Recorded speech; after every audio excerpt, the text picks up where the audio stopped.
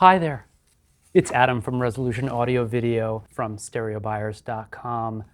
As you probably know by now, Resolution Audio Video has been operating StereoBuyers.com actually longer than Resolution itself. And Stereo Buyers is where we buy, what?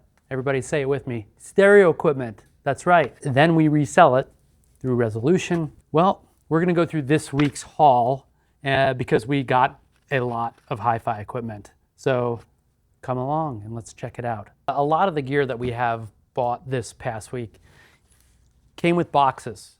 Now that's good for me. It's actually good for you, but maybe not quite as exciting for the video because I'm not unboxing everything in this video. But stick around because there will be equipment to show that are not in boxes. But in terms of buying things with boxes, that's great. Makes shipping easier. Also, you'll have the original box for the particular piece of equipment, which is always something that people like.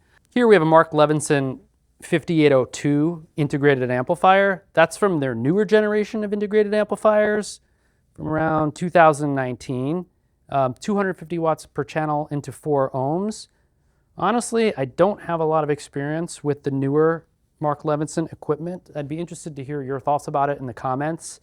I have more experience with the 90s Mark Levinson stuff, which is great. Warm, dynamic, very inviting sounding. Here we have a Class A Krell power amplifier, I think. Let me look at my list. Yeah, it's a KAV 250A. So late 90s Krell, 250 watts into 8 ohms. Can push up to 400 watts into 4 ohms from about 1997 to 2000. When they work, they sound great. And usually they either work and work forever, or we get it and there's some type of problem with it. Here we have 2 Cary audio CD players.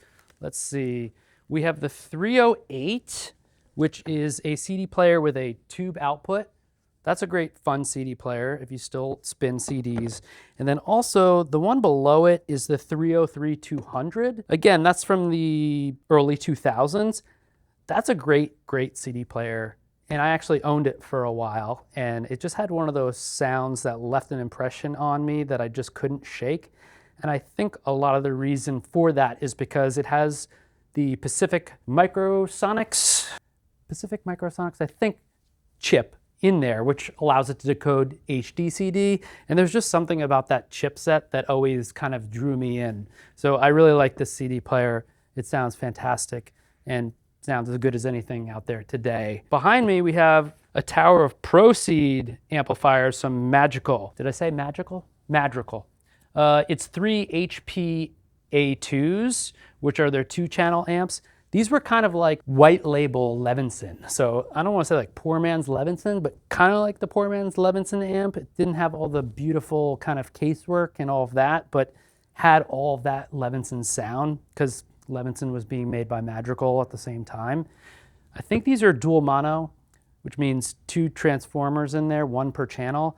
And the only thing I could say about these amps, aside from the fact that they sound fantastic, is that I've probably injured myself more times installing these amps than any other amps, whether it's like smashing my finger, dropping it on my toe, or ripping my like lower back out, because these things are really freaking heavy, but they sound awesome. And the fact that we have 3 of them is really cool.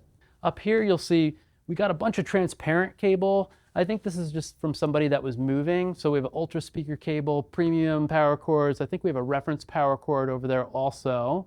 And interestingly enough, here we have the famed Nordost Valhalla speaker cables. Tell me what you think. Do you like Nordost or transparent better? This particular pair of Valhallas was traded in to us by a customer who bought reference transparent speaker cables. So, you know, everybody's got their own opinion, but in that system, we felt like the transparent sounded better. Client did obviously as well. Down here, the Nautilus 805s, the originals. There's not a lot not to like about these speakers. Still performers. The Diamonds have had many iterations since these, but the original 805s hold a special place in a lot of people's hearts, so they're still really popular.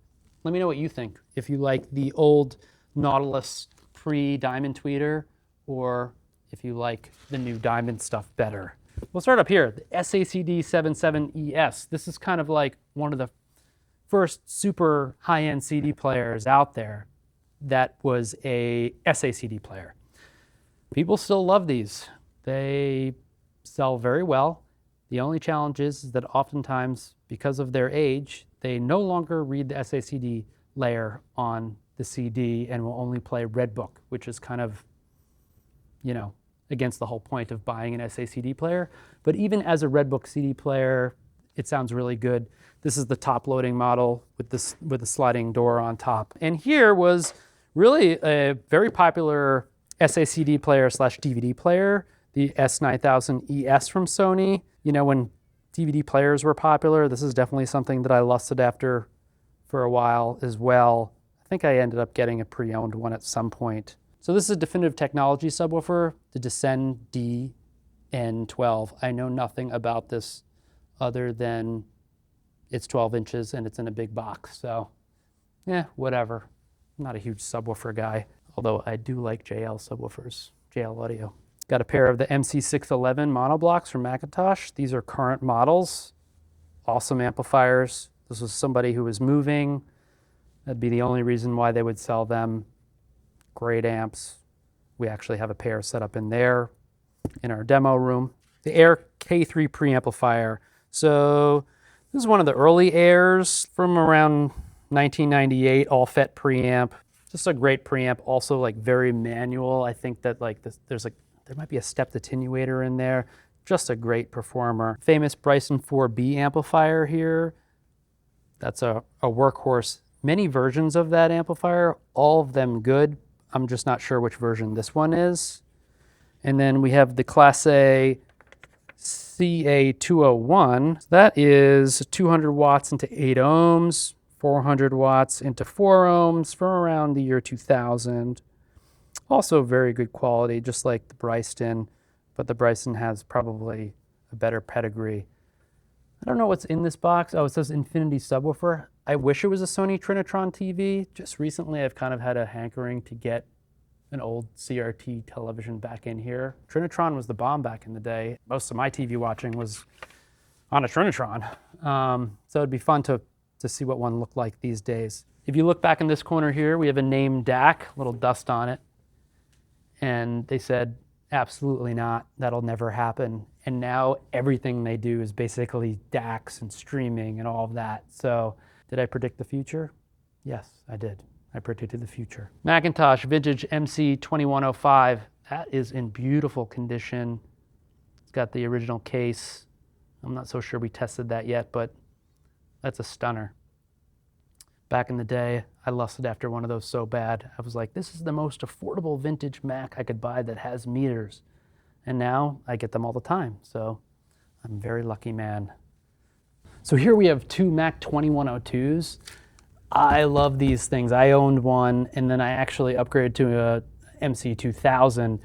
These are both stereo tube amps, but what I love about these is you get the tubes and you get the meters.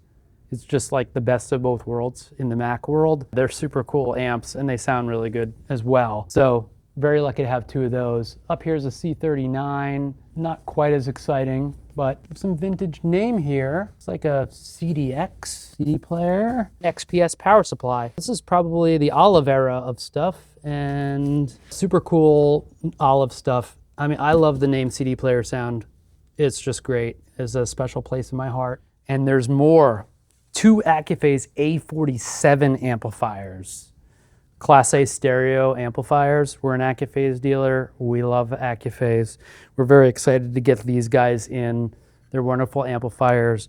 Customer right now is experimenting with Class D amplification, so he traded these in.